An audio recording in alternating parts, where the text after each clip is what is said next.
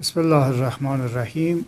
پرسیدن در مورد آیات و روایاتی که فرمودید انتظار به معنای توقعی است که خدا و معصومین از تلاش شیعیان برای رسیدن به حکومت ائمه دارن. بعد گفتن که من با این توضیحی که شما دادید و تفسیری که نگاه کردم قانع نشدم. ببینید، ما کار به تفسیری که الان توی جامعه هست یا تفاسیری که در گوگل هست یا بیان افراد نداریم.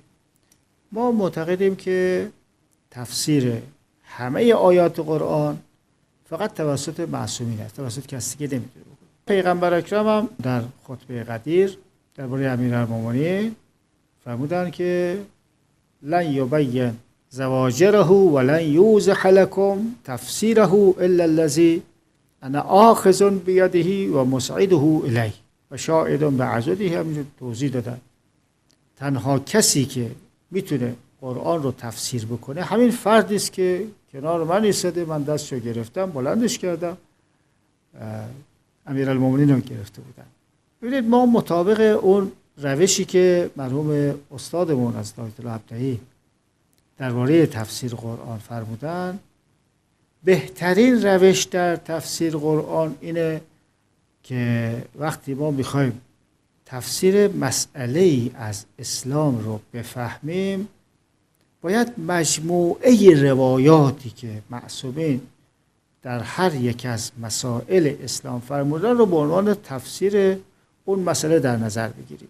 یعنی مثلا درباره نماز، خدا تو قرآن درباره نماز مطلبی فرموده، همه روایات معصومین که درباره نماز هست میشه تفسیر اون آیه‌ای که در قرآن درباره نماز هست. با توجه به این موضوع بهترین روش تفسیر قرآن اینه که یک موضوع رو مشخص کنن، بعد تمام روایاتی که در این موضوع از ائمه وارد شده به عنوان تفسیر اون موضوع بیارن. حالا ما آیاتی که درباره انتظار بود، 5-6 تا آیه هست که انا منتظرون فانتظروا انی معکم من المنتظرین، شبیه اینها هست 5-6 تا. البته آیاتی که درباره ظهور و امام زمان و حکومت حقی حضرت هست خیلی زیاد هست. 130-140 تا رو مرحوم سید هاشم بهرانی در کتاب المحجه فیما نزل فی القائم الحجه ایشان جمع آوری کردن که با مستدرکش و اضافاتی که شده حدود 150-160 آیه درباره ظهور هست. خیلی از اینا کلمه انتظار هم نداره ولی درباره ظهور هست. ما اونجا این به خاطر این روش تفسیری که قبول داریم، فرمایش استادمون هست و ما هم پیرو ایشان در این جهت مطلبشون بسیار بجا و جالب هست و ایشان هم خب از روایات فرمودن، از مناهج تفسیری موجود این رو انتخاب کردن. یعنی این بازم از خودشون نیست که بگیم این ابداع خودشون هست، نه، مناهج تفسیری که بود خودشون هم نوشتن. چند منهج و راه تفسیری هست، یکی از اینا این هست، همون زمان هم بوده در دارالقرآن کریم که دعوتشون کردن، اینم مطرح شده. ایشان اینو مطرح کردن، بر این محور مطالبشون ارائه دادن.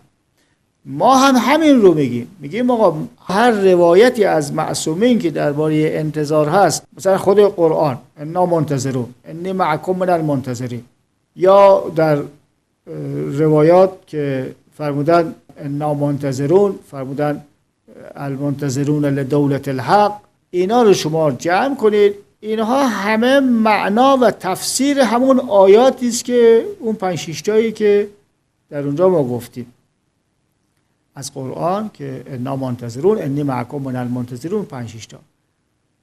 یعنی با توجه، تازه اونجا هم نوشتم با توجه به معنای تفاسیر، اگر دقت کنید معنا گفتم تفسیر این آیه، معنای روایاتی که در تفسیر این آیات گفته شده، مجموعه روایاتی که درباره انتظار آمده به معنای برقراری دولت حق، المنتظرون لدولت الحق، اللهم انا نرغب الیک فی دولت کریمه تعز بها الاسلام و اهله و تذل بها النفاق و اهله. این تو دعای افتتاح است. هر جا که کلمه انتظار در قرآن آمده، روایاتی که در ذیل اون آمده معنای اون تشکیل حکومتی که باید انجام بشه و خب روایاتی هم که ما رو موظف میکنه که باید تلاش کنیم که امام برسه به این جایگاه. وگرنه اگه بخواد خدا برسونه که تلاش شیعیان نباشه، خب این سوال پیش میاد که خدا چطوریه؟ او میگم خدا دلش رحم نمیاد، من دلم رحم میاد که مردم اینقدر در فشارن. خدا دلش رحم نمیاد که ظهور امام زمان برسونه، یعنی به خدا بدبین میشه. گفتم بابا این کار دست بشر هست، دست شیعیان هست. شیعیان باید یک کاری بکنن، شیعیان باید تلاش بکنن. یعنی در تلاش شیعیان رو که ما در ابتدا هم گفتیم اینو به عنوان گرفتیم، پیشفرض ثابت شده گرفتیم، یعنی شیعیان باید تلاش بکنن. حالا که شیعیان باید تلاش بکنن، باید تلاششون برای رسوندن امام به جایگاه حکومتی که خدا میخواد باشه، یعنی انتظارشون بر این جهت باید باشه. اگر خدا منتظر هست که ما یک کاری بکنیم، ما تلاش بکنیم. معنی منتظر معنی این که شیعیان تأثیرگذار هستن و خدا منتظر تلاش ماست. ما که منتظریم باید تلاش بکنیم برای اینکه امام به جایگاه برگرده، یعنی انتظار برگشت امام به جایگاه خودش رو داشته باشیم، نه انتظار رسیدن خودمون به مزایای ظهور، نه انتظار هر چیزی غیر از اونی که در روایات تعیین کردن.